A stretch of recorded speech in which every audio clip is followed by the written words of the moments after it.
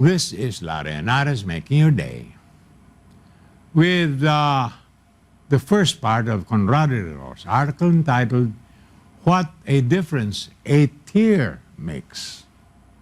And we quote, "You knew that at the end of the day, few would remember much of what he said.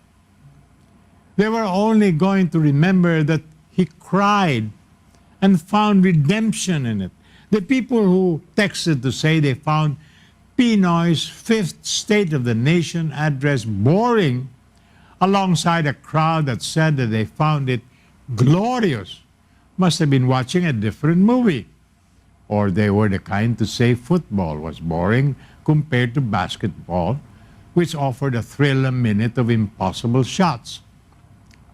Pinoy's last speech burst with drama, except that quite apart from the ending where he choked on emotion, his voice broke.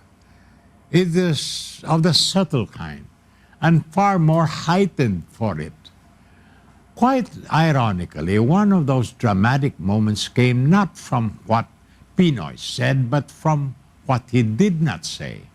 He did not say anything about disbursement acceleration program, or at least not much about it, other than to refer to the fact that the Supreme Court having ruled out the DAP, the government was going to seek supplemental budget for much-needed programs and projects.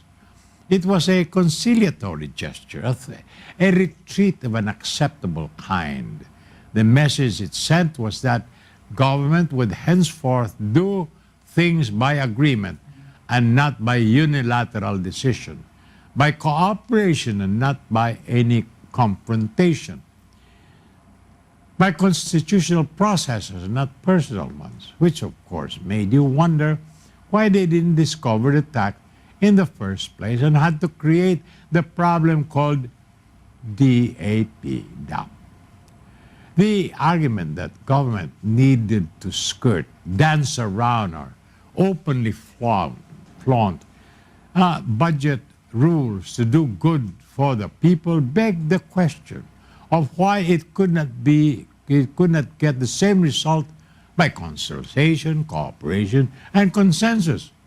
A question I had been asking repeatedly. More about this after these messages. This is Larry Henares making your day with the first part of Conrado de Ro's article entitled, What a Difference a Tear Makes.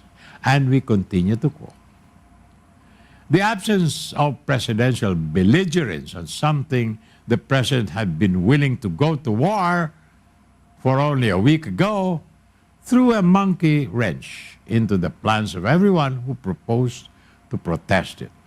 I myself was taken aback by it. I just told a TV host an hour or so earlier I expected him to tackle DAP. I just didn't know what tack and what tone. I was vastly relieved when he did not tackle it at all. I had always said the DAP was an argument Pinoy could not win, which was what made for the drama. It gave me the sensation of Pinoy having just stepped back from the precipice. The larger problem with the DAP was that beyond its legal ramification, it had become an issue of democracy versus autocracy, constitutionalism versus authoritarianism. The logic of government needing to violate the Constitution to do good for the people went beyond an argument for the DAP. It presented an argument for authoritarianism. It said that authoritarianism was the far more effective way of doing things. If you had someone you could trust, then you could trust him to do away with such niceties as the Constitution, bureaucratic legal process, and time-consuming checks and balances, particularly given that the Supreme Court itself harbored rogues in regal robes, and the country would be better for it.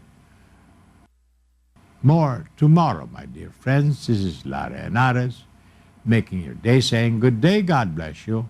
Thank you very much for being with us. Till next time, hasta la bye-bye.